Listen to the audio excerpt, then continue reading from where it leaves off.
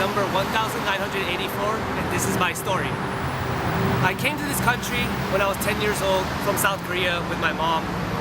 I just remember like getting on that plane and thinking, man, when's the next time I'm gonna see my dad? So at that early age, I really felt that sense of separation of families. So when I got here, it didn't really click to me what I was getting into, you know, whole new country, new language to learn, new culture to assimilate to. But as a kid, kids get along pretty quickly. So my mom entered me to elementary in Woodland Hills, California, and I just started to learn the language, started to make friends, started to watch, Saturday morning cartoons, and I grew up really from that age feeling like I was part of this country and I was an American. But when I was 15, our visa that we tried to get renewed was denied.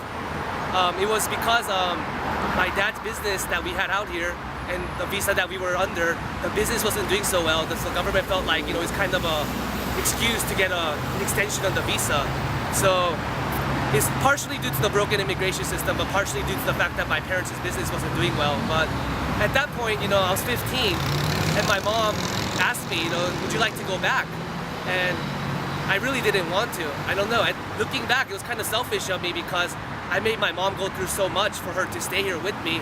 But I told her, hey, I like this place, I'm liking the schools, I'm liking my new friends.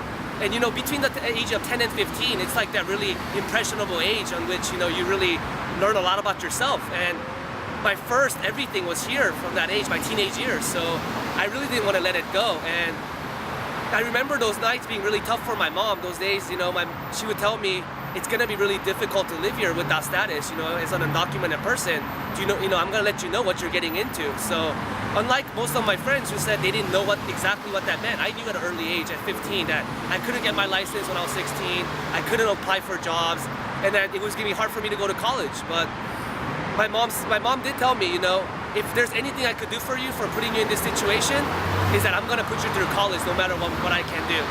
And my dad, he might have stayed back in Korea because my parents were divorced, but he's been very supportive of me as well, and he said the same thing, I'm gonna do whatever it takes for you to at least get through college. So, it really was hard and difficult when I was 16 and my friends were getting their driver's licenses, applying for jobs, and they were asking me, what are you gonna do? Why aren't you doing this with us? And, I had to make up, excuses like, oh, I can't buy a car anyway, so what's the point for me to get a driver's license? Or, oh, it's okay, my parents will give me some allowance and I don't need to get a job. I'm just gonna focus on school. And, that was really painful to, stay in the shadows and lie to my friends and lie to myself really about, what I was going through.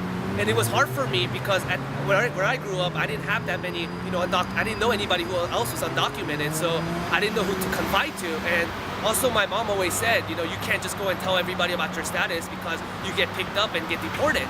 So I lived with this like, kind of like this cage over my life, over my life, and I just didn't know what to do. And I wanted to escape. So when it became time to apply to schools and colleges, I decided I wanted to get out of, the LA area, and I wanted to go to either Berkeley or UC Santa Cruz or UC Santa Barbara. And I was lucky enough to get into UC Santa Barbara. And at that time, my parents were struggling financially, so they weren't sure if they were going to be able to pay for my tuition. But my grandparents helped me out, and I was able to go to Santa Barbara and stay in school for 4 years and live there and really enjoy myself. And being in that school and being outside of that bubble that I was living in, really gave me exposure to social justice, human rights, and really knowing about myself and developing this sense of consciousness that I wouldn't have if I didn't go to college outside of where I was comfortable. So, about second year of my college, I met other undocumented students who were at UC Santa Barbara. We started talking about, what can we do to organize, what can we do to, make our lives better, and we decided, the thing to fight for was the DREAM Act. So at that time, it wasn't really a big movement. People were scared to come out. There wasn't a space for people to communicate through, and it wasn't something that it was easy to organize around. So we decided to take our focus into other, issues of social justice, like anti-nuclear research at UC campuses, tenants' rights in Santa Barbara and things like that. And we kind of diverted away from the issue of, undocumented youth and their struggle. And then I moved back to LA, and after I graduated, and I had about a year between going to master's program at CSUN that I got accepted to, but I told them I needed a year off to make some money and stuff.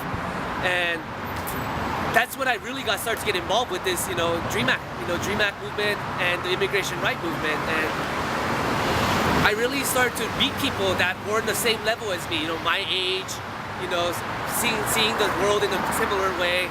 And I started to really connect with these people, and I started to feel like that this undocumented status makes you connect with people so quickly in different ways, that other people can't see through. We might not agree on anything else, but if you're undocumented, you're cool with me. It's that kind of solidarity feeling that I started to develop, and I started to feel like I could give myself to this movement. And I started to truly get involved around 2007 when the DREAM Act was coming up for a vote, and everyone's really working hard for it. And I felt that bitter defeat. We lost by 6 votes, and I remember I was being really jaded, like what's next and what's there for me, I mean, am I gonna go through my master's program being undocumented with no financial aid and with no funding for my research, and what am I gonna do for my future, my dreams about becoming a professor in this country? And I started to really doubt myself and how much I could give. And I said, you know what? It's bigger than me. It's bigger than my own struggle, It's struggles of millions of other students out there that are going through way worse than me, I started to meet people who would tell me stories like, I had to work 3 jobs and commute about 6 hours on the bus just to make ends meet and go to college. And I felt really like I was privileged because I didn't have to go through that kind of financial struggle and that kind of time-consuming struggle. And I really felt like, hey, you know what? I got a year to really give, and we need to really develop a movement that next time the DREAM Act comes up for a vote, that we're gonna not just have students, activists that are fighting on their own, but we gotta make a united connection throughout the country. So I started to get involved with organizations like United We Dream, start to organize with college students around LA area. We formed Dream Team LA, and we really started to talk about this is just bigger than a legislation. It's about making our youth empowered through this movement. And that's why we started to take on campaigns like, Undocumented, Unafraid, telling our stories to the public, coming out stories. And we really wanted to connect to the, everyday people out there that our values as undocumented youth is about education, it's about fairness, it's about equality, and it's about family. And, it's the values that everybody loves, And we decided that telling our stories is what would get people to believe in our cause and really connect with us. And and since that time, we've been very successful in escalating the movement. I mean, DREAM Act, a lot of people know about it now. It's a movement nationwide. There's organizations all over the country that just fight for the cause, and it's really making me feel empowered that I could take it to the next step. And DREAM Act's been really being held up lately, and we decided that we needed to escalate, and we needed to really agitate and really make an impression out there. And a way to do that was, to take it to the next level of, doing civil disobedience, doing hunger strikes, and people have been seeing, undocumented youth taking that power to their own hands and saying people don't speak for ourselves, and we cannot advocate from the third party, but we need to advocate from ourselves and telling our stories from our mouth.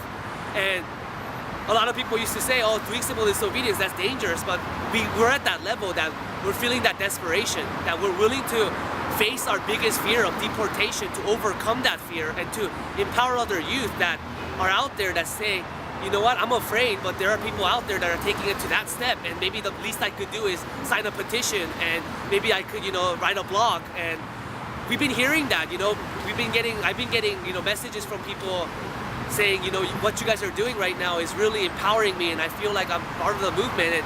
And that's what's keeping me going, and that's why I decided to take on a hunger strike right now. And we're really pressuring Senator Feinstein to move the DREAM Act out of the Judiciary Committee because she has the power to do so. And we're willing to make that ultimate sacrifice of not eating, and we're on a water only hunger strike, and we want to show to the people that our struggle, is bigger than eating, it's bigger than that, and we are willing to risk our health and our lives to show to show the urgency of this issue, that 1.8 million undocumented youth out there are suffering, and it's been 10 years since the legislation's been out there, and it's about time that we push it through. And it's about time that we give these kids a chance at this country, a place that they feel home, and place where I call home, place I just want to give back to and contribute meaningfully to this society. You know, my dream is to become a professor, and my dream is to empower students, because I found mentors in the classroom that pushed me to become who I am, and I really want to give that back to the youth. And I've been hearing so many youth lately saying, 16, 17-year-old kids telling me, I don't see a future for myself. I don't know if I want to stay in this country because, being undocumented is so difficult.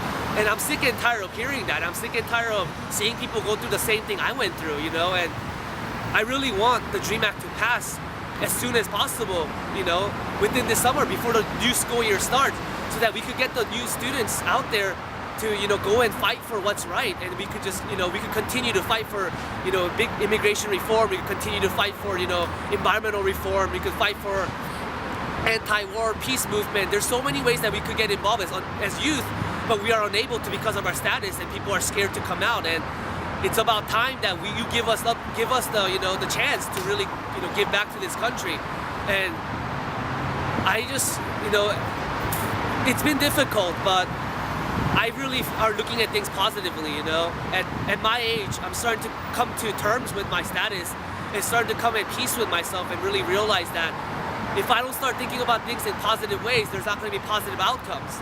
And so I hope that, people who watch this video, who watch me, tell this story, that, there's ways out, there's always a way out, there's not, there's walls and you can climb over, there's people out there, there's resources, there's organizations. There's ways for you to get involved. Talk to your school counselors. Look up on Facebook, Google. The DREAM Act. And, just really get in touch with the community, because that's what's gonna make you feel empowered to fight for your rights. And no one else is gonna do it for you but yourself. And I hope that through us telling our stories, that you could really feel that empowerment and feel that solidarity with us, and come out and support us, and come out and tell your stories. And there's nothing to be afraid, but fear itself, really. And fear is something you overcome by facing it.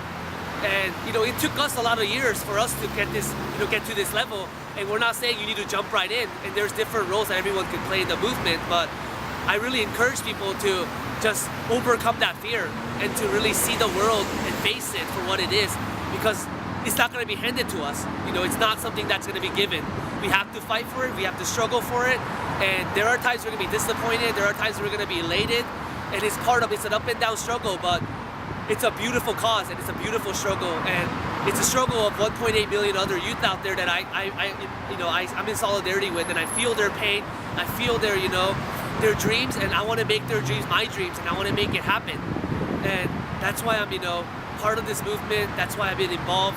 And I hope that everybody could really hear this story and feel empowered and really come out and support us right now. And if you're in the LA area, we're in front of Senator Feinstein's office at 11111 Santa Monica, on the corner of Santa Monica and Sepulveda, and we'll be on an indefinite hunger strike until she moves the DREAM Act out of the Judiciary Committee and onto the Senate floor for a vote. So come out and support us, join the movement, go on the 1.8 million DREAM website, and just really learn about the movement and learn about our struggles and connect with us. And I hope that everybody can join the movement, and we will be victorious, and we will pass the DREAM Act, and we will have a better future, and our dreams will come true. Thanks.